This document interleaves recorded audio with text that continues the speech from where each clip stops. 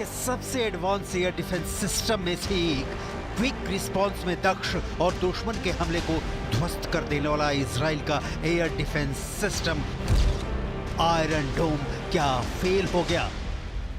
तकनीकी तौर पर दुनिया के सबसे उन्नत एयर डिफेंस सिस्टम में से एक, थार्ड भी फेल हो गया। इजराइल एयर डिफेंस सिस्टम की नाकामी के चलते प्रधानमंत्री बेंयामिन नेतन्याहू की जान पर खतरा। नेतन्याहू के हॉलीडे होम पर हिजबुल्लाह का ड्रोन हमला। नेतन्याहू के सिजरिया वाले आवास के पास गिरा ड्रोन। हिजबुल्लाह के हमले के बाद इजराइल में हाहाकार। अपने चीफ हसन नसरल्लाह की मौत के बाद हिजबुल्लाह ने जो कहा था वो करके दिखा रहा है कि नसरल्लाह की मौत से इजराइल के खिलाफ हमले बंद नहीं होंगे। हिजबुल्लाह ने इजराइल पर अब तक का सबसे बड़ा नहीं बल्कि सबसे खतरनाक अटैक किया है। इतना खतरनाक कि जिसमें प्रधानमंत्री बेंयामिन नेतन्याहू की जान भी जा सकती थी। कैसे हो गया बेंयामिन नेतन्याहू के घर पर हमला? क्यों नहीं पकड़ में आया 70 किलोमीटर दूर से उड़ कर आता ड्रोन? नेतन्याहू की सुरक्षा में चूक का जिम्मेदार कौन? इन सुलगते सवालों का जवाब इजराइल डिफेंस फोर्स के पास नहीं है। इजराइल के प्रधानमंत्री कार्यालय ने सिर्फ इतना क्लियर किया है कि हिजबुल्लाह के ड्रोन हमले के वक्त सिजरिया के हॉलीडे होम में प्रधानमंत्री बेंयामिन नेतन्याहू मौजूद नहीं थे। घर में उस वक्त नेतन्याहू के परिजन की भी मौजूदगी नहीं थी। Prime Minister, how is it going? Well, 2 days ago we took out Yahya Sinwar, the terrorist mastermind whose goons beheaded our men, raped our women, burnt babies alive. We took him out, and we're continuing our battle with Iran's other terrorist proxies. We're going to win this war. So will something deter you? No. Hezbollah का ये दुस्साहस है, इधर उधर नहीं, सीधा Benjamin Netanyahu पर हमला, सीधा इजराइल के प्रधानमंत्री को ही उड़ा देने की कोशिश। गनीमत रही कि नेतन्याहू जहां हमला किया गया वहां मौजूद नहीं थे, वरना क्या होता इसकी कल्पना भी इजराइल के लिए दुख देने वाली है। हिजबुल्लाह ने इसके पहले इजराइल के आर्मी बेस पर ड्रोन हमला किया था, जिसमें इजराइल के एलिट ब्रिगेड के 4 सैनिकों की मौत हो गई थी। उस वक्त भी इजराइल डिफेंस फोर्स ने कहा था कि हिजबुल्लाह के 2 ड्रोन में से एक को उसने इंटरसेप्ट किया और नष्ट कर दिया, लेकिन दूसरा ड्रोन आर्मी बेस के डाइनिंग हॉल में गिर गया। अब की बार भी यही हुआ है। इजराइल डिफेंस फोर्स ने कहा है कि उसने हिजबुल्लाह के छोड़े 2 ड्रोनों को तो ट्रैक कर नष्ट कर दिया, लेकिन एक ड्रोन प्रधानमंत्री बेंयामिन नेतन्याहू के आवाज से जा टकराया। प्रधानमंत्री बेंयामिन नेतन्याहू बिल्कुल सुरक्षित है। जिस वक्त ड्रोन अटैक हुआ, न तो वो और न ही उनके परिवार का कोई भी व्यक्ति उनके हॉलिडे होम में रह रहा था, लेकिन फिर भी लॉन्च किए जाने के बाद 70 किलोमीटर चलकर एक ड्रोन प्रधानमंत्री आवास की दहलीज पर फटता है तो इजराइल की इस खुफिया और सुरक्षा एजेंसियों पर सवाल उठना तो लाजमी है। इसके पहले भी बिन्यामिना मिलिट्री बेस पर एक ड्रोन आकर टकराया था, जिससे 4 सैनिकों की मौत हो गई थी। क्रोनोलॉजी समझिए। सुबह करीब 11 बजे लेबनान से 3 ड्रोन छोड़े गए। इजराइल से 70 किलोमीटर दूर लेबनान से 3 ड्रोन छोड़े गए। 2 ड्रोन को इजराइल एयर डिफेंस सिस्टम ने इंटरसेप्ट कर लिया। एक ड्रोन जिसका टारगेट सिजरिया का पीएम आवास था, उसकी इमारत से जा टकराया, जिसके छर्रे एक पड़ोसी इमारत तक पहुंच गए। इजरायली डिफेंस फोर्सेज का दावा है कि इस हमले में कोई हताहत नहीं हुआ। कुल 3 ड्रोन लॉन्च किए गए थे, जिनमें 2 को इंटरसेप्ट कर नष्ट कर दिया गया था और तीसरा प्रधानमंत्री आवास के पास तक पहुंच गया। अब इजराइल की सेना प्रधानमंत्री की सुरक्षा के लिए वार प्लेन तैनात कर रही है। इसके पहले भी एक रॉकेट हमले की खबर आई थी, लेकिन प्रधानमंत्री कार्यालय ने इससे इनकार कर दिया था और कहा था कि प्रधानमंत्री के घर तक कोई रॉकेट नहीं पहुंच पाया। लेकिन इस बार ड्रोन हमले की बात तुरंत इजरायली डिफेंस फोर्सेज ने कबूल कर ली। आईडीएफ का कहना है कि सुबह हाइफा क्षेत्र में बजने वाले वार्निंग सायरन लेबनान से दागे गए रॉकेट से बज उठे थे। जो जानकारी सामने निकल कर आ रही है, उससे पता चलता है कि ड्रोन सीधे अपने लक्ष्य को हिट करने में सक्षम था। इजरायली सुरक्षा बलों ने स्वीकार किया कि ड्रोन ने उसका एयर डिफेंस सिस्टम हमले को रोकने में विफल रहा, जिसकी वजह से यह हमला हुआ। सुरक्षा बलों ने इसे बड़ी सुरक्षा चूक माना है, क्योंकि एक ड्रोन हाइफा के बाहरी इलाके में उसकी तलाश कर रहे सैन्य हेलीकॉप्टर के ठीक बगल से उड़ रहा था। ड्रोन के इजरायली हवाई क्षेत्र में प्रवेश करने के बाद उत्तरी तेल अवीव में ग्लिलोट बस्ती में सैन्य ठिकानों पर सायरन बजने लगे। इजरायली सेना यह भी मान रही है कि इमारत पर हमला करने से पहले ड्रोन 1 घंटे तक ऊपर मंडराता रहा। इजरायली सेना ने ड्रोन हमले की जांच शुरू कर दी है। नेतन्याहू की सुरक्षा में चूक से इजरायल का पूरा डिफेंस सिस्टम हिला हुआ है। इजरायल ने अमेरिका से एंटी मिसाइल डिफेंस सिस्टम थाड की और तादाद भेजने की मांग की है। इजरायल ने हमास और हिजबुल्ला दोनों के टॉप कमांडरों को मार दिया है, जिसके बाद बौखलाए आतंकी इजरायल पर लगातार हमले कर रहे हैं। बड़ा सवाल यह है कि इन हमलों से किसी की जान जाए या न जाए, लेकिन थोड़ी सी भी सफलता मिलती है तो हमास और हिजबुल्ला के लड़ाके खुशी से झूम उठते हैं। अब तय करना है इजरायल को कि क्या वो इन 2 आतंकी समूहों को खुश होने के ऐसे मौके देते रहेगा या फिर अपनी सुरक्षा व्यवस्था को इतना चाक चौबंद करेगा कि आने वाले दिनों में कोई ड्रोन उनके सुरक्षा तंत्र को नहीं भेद पाएगा। हिजबुल्ला हो या हमास, तबाही और बर्बादी के बावजूद इजराइल के खिलाफ हमले कर रहे हैं। हिजबुल्ला के हमले तो और तेज हो गए हैं। इधर दुनिया इंतजार कर रही है कि ईरान के इजराइल पर हमले के बाद नेतन्याहू का एक्शन क्या होने वाला है। उधर ईरान पर हमले की तैयारी कर रहा इजराइल हिजबुल्ला के हमले से खुद को ही पूरी तरह से सुरक्षित महसूस नहीं कर रहा है। सवाल है, इजराइल हमले रोकने में क्यों हो रहा है फेल? आईडीएफ का कहना है कि बेन्यामिन नेतन्याहू के आवास को टारगेट करने के पहले लेबनान से उत्तरी इजराइल पर लगभग 55 रॉकेट दागे गए हैं। सेना ने कहा कि कुछ रॉकेटों को रोक लिया गया है, जबकि कई खुले इलाके में गिरे हैं। रिपोर्ट्स के मुताबिक हाइफा शहर के नजदीक 2 लोग घायल हुए हैं। टाइम्स ऑफ इजराइल के मुताबिक लेबनान की तरफ से इजराइल के तिबेरियास और आसपास के इलाकों को निशाना बनाते हुए ड्रोन और रॉकेट हमले हो रहे हैं। कई रॉकेट गैलिसी सागर में गिरते दिखे।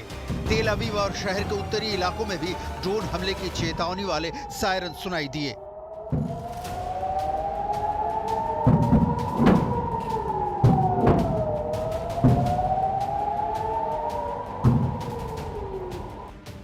इससे पहले इजरायली रक्षा बल यानी आईडीएफ ने जानकारी दी थी कि शुक्रवार देर रात लेबनान से करीब 20 मिसाइलें इजरायल में घुसी थी। आईडीएफ का कहना है कि इनमें से कुछ मिसाइलों को रोक दिया गया था, वहीं कुछ मिसाइलें खुले इलाकों में गिरी थी। वहीं एक टेलीग्राम पोस्ट में हिजबुल्ला ने दावा किया कि उसने शुक्रवार की रात सफेद, मलकिया, अवीबीम सहित इजराइल के उत्तरी इलाकों में कई रॉकेट दागे। हिजबुल्ला जमींदोज नहीं हुआ है। इजराइल के खिलाफ हमले इसका सबूत हैं। CSIS का अनुमान है कि हिजबुल्ला दुनिया का सबसे भारी हथियारों से लैस संगठन है। हिजबुल्ला के पास 1,03,000 रॉकेट हैं। इजराइल के institute of national security studies का अनुमान है कि हिजबुल्ला के पास 15 से 20 किलोमीटर दूरी तक मार करने वाले करीब 40,000 मिसाइलें हैं। हिजबुल्ला के पास लंबी दूरी तक मार करने वाले करीब 80,000 रॉकेट हैं। इनमें फज्र 3 और फज्र 5 की रेंज 100 किलोमीटर तक की है। 30,000 जिलजल आर्टिलरी रॉकेट या फतह 110 बैलिस्टिक मिसाइलें हैं जो 200 से 300 किलोमीटर दूरी तक मार कर सकती हैं। इजराइल के सामने क्लियर है कि इतने सारे हथियारों के साथ हिजबुल्ला जब जंग के मैदान में है तो उसका नुकसान इजराइल को उठाना पड़ सकता है। लेकिन इजराइल का अब तक मानना रहा है कि उसका एयर डिफेंस सिस्टम किसी भी तरह के हमले को रोकने में कामयाब है, जैसा कि ईरान के हमले के दौरान भी दिखा कि ईरान ने करीब 180 मिसाइलें इजराइल के खिलाफ दागी, लेकिन उनमें से ज्यादातर को इजराइल ने नष्ट कर दिया। लेकिन अब सीन बदलता दिख रहा है। हिजबुल्ला के रॉकेट या मिसाइल को इजराइल का एयर डिफेंस सिस्टम रोकने में भले ही सफल हो रहा हो, लेकिन ड्रोन हमले को रोकने में बार बार नाकाम हो रहा है। आखिर क्यों नहीं इजराइल रोक पा रहा हिजबुल्ला के ड्रोन हमले? युद्ध की शुरुआत से इजराइल को UAV के खतरे का सामना करना पड़ रहा है। बेन्यामिन नेतन्याहू के घर पर हमले के पहले जिस बेन्यामिन मिलिट्री बेस पर हिजबुल्ला ने हमला किया था वो लेबनान की सीमा से सिर्फ 65 किलोमीटर दूर है। आईडीएफ की जांच रिपोर्ट के मुताबिक लेबनान से लॉन्च किए गए 2 ड्रोन समुद्र के रास्ते इजरायली क्षेत्र में घुसे थे। ये दोनों मिर्साद ड्रोन थे जिन्हें ईरान में अवाबिल टी के नाम से जाना जाता है। मिर्साद ड्रोन हिजबुल्ला का आत्मघाती ड्रोन है। मिर्साद 1 को ईरान के मोहज़र 2 मॉडल के डिजाइन पर बनाया गया है। इसमें हिजबुल्ला के लिए थोड़े संशोधन किए गए हैं। ये ड्रोन 40 किलोग्राम तक विस्फोटक ले जा सकता है। इसकी अधिकतम गति 370 किलोमीटर प्रति घंटा है और इसकी रेंज 120 किलोमीटर तक हमला करने की है। ये 3000 मीटर की ऊंचाई तक उड़ सकता है।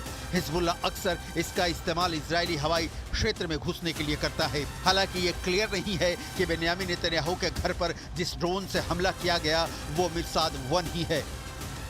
सबसे बड़ी बात यह है कि ड्रोन इजराइल के एयर डिफेंस सिस्टम को चकमा देने में सफल रहा। इजरायली वायुसेना के विमानों और हेलीकॉप्टरों ने दूसरे ड्रोन का पीछा किया, लेकिन ये रडार से गायब हो गया। इजरायली सेना इसका पता नहीं लगा सकी क्योंकि शायद ये जमीन के बहुत करीब उड़ रहा था। प्रधानमंत्री बेन्यामिन नेतन्याहू के घर पर ताजा हमले ने यह क्लियर कर दिया है कि इजराइल के इस दावे में 100% सच्चाई नजर नहीं आ रही कि उसने हिजबुल्लाह के सारे टॉप कमांडर मार गिराए हैं और हिजबुल्लाह के ठिकानों पर लगातार हमले कर उसे करीब करीब ध्वस्त कर दिया है। हिजबुल्लाह का प्राइम मिनिस्टर हाउस पर डायरेक्ट अटैक इजराइल की सुरक्षा दीवार के ढहने की गवाही दे रहा है। हिजबुल्लाह के पास 2000 से ज्यादा ड्रोन हैं और अगर इसी तरह से इजराइल का एयर डिफेंस सिस्टम चकमा खाता रहा तो हिजबुल्लाह के हमले इजराइल में कोहराम मचा सकते हैं। ईरान भी मिडिल ईस्ट में सबसे बड़ी ड्रोन ताकत है और इसका सीधा फायदा हिजबुल्लाह को मिल रहा है, इसमें कोई शक नहीं। लेकिन सवाल तो इजराइल के सुरक्षा चक्र को लेकर है, जिसे बार बार ड्रोन हमले नाकाम साबित कर रहे हैं। ये सब हो रहा है जबकि इजराइल के पास कई लेयर में एयर डिफेंस सिस्टम है। कम रेंज से लेकर अंतरिक्ष तक मार करने वाली मिसाइलें हैं जिनकी गति और मारक क्षमता इतनी ज्यादा है कि आप सोच भी नहीं सकते। लेकिन इन सब के बावजूद नेतन्याहू के घर पर हमला हो गया।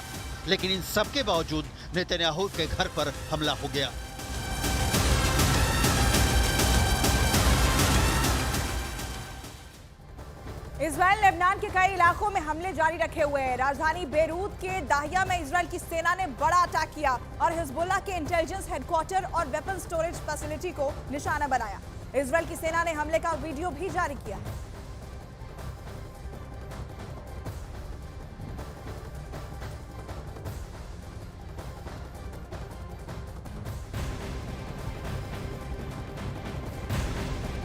और इस बीच दक्षिण लेबनान से युद्ध को लेकर बड़ी खबर मिल रही है। इजराइल ने दक्षिण लेबनान में हिजबुल्लाह की सुरंग नेटवर्क को तबाह करने का दावा किया है।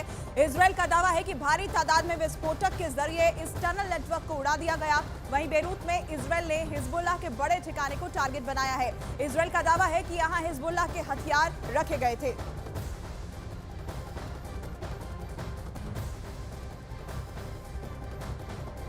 तो इजराइल ने हिजबुल्लाह पर ताबड़तोड़ हमला जारी रखा है। एक तरफ बेरूत में खुफिया विभाग के दफ्तर और हथियार फैक्ट्री को निशाना बनाया गया, तो वहीं दक्षिणी लेबनान में एक सुरंग को नष्ट कर दिया गया। ये 3 तस्वीरें इससे जुड़ी हुई आपको दिखा रहे हैं। बेरूत में अटैक किया गया है, दक्षिणी लेबनान में सुरंग को तबाह किया गया है। हिजबुल्लाह उत्तरी इजराइल पर लगातार रॉकेटों से हमले कर रहा है। इजराइल के श्लोमी, हाइफा और गलीली में कई हमले किए गए हैं। कल हिजबुल्लाह ने लेबनान से दरअसल इजराइल पर 180 से ज्यादा रॉकेट दागे। हालांकि इजरायली सेना ने कहा कि कई रॉकेटों को हवा में ही नष्ट कर दिया गया, जबकि कुछ जमीन से आकर टकराए हैं।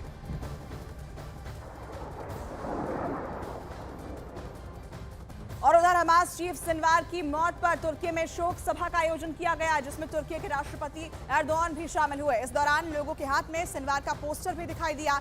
राष्ट्रपति एर्दोआन ने कहा कि इस दौरान सिनवार और इस्माइल हानिया को अपना भाई और बहादुर तक उन्होंने बताया। Ile de destanlaşan Filistin direnişinin tüm önderlerini, tüm mensuplarını, Gazze topraklarını mübarek kanlarıyla sulayan tüm kahramanları bugün bir kez daha tazimle selamlıyorum.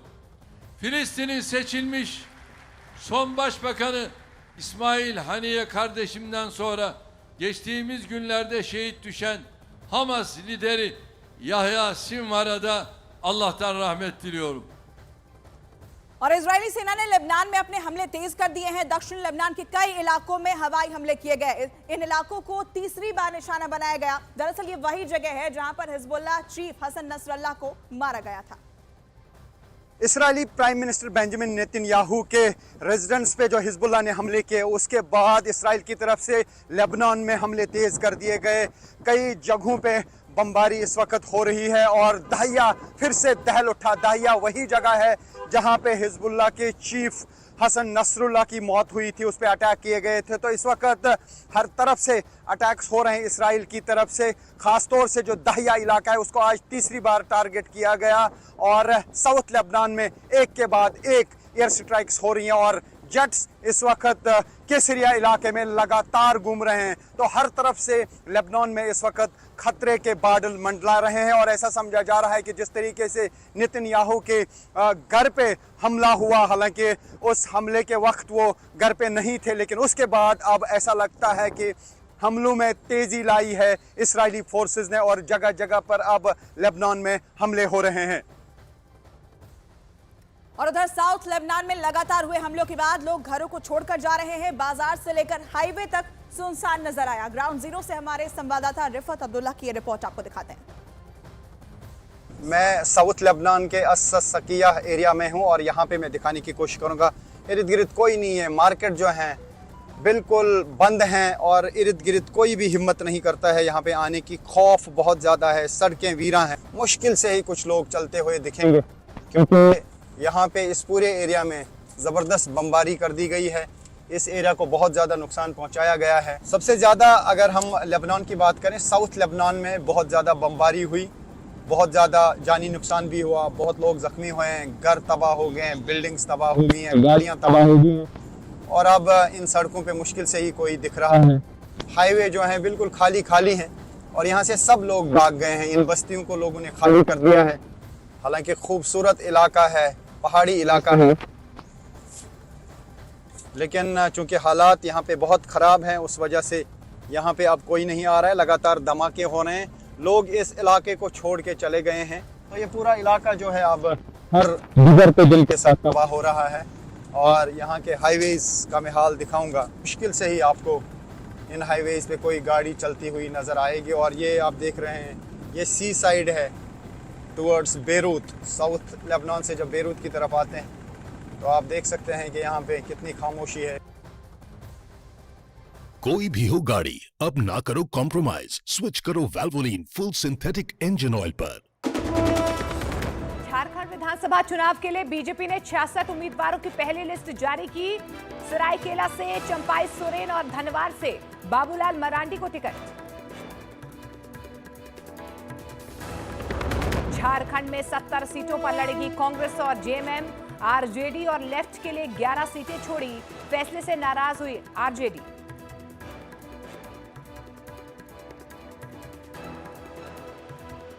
हमें दुख के साथ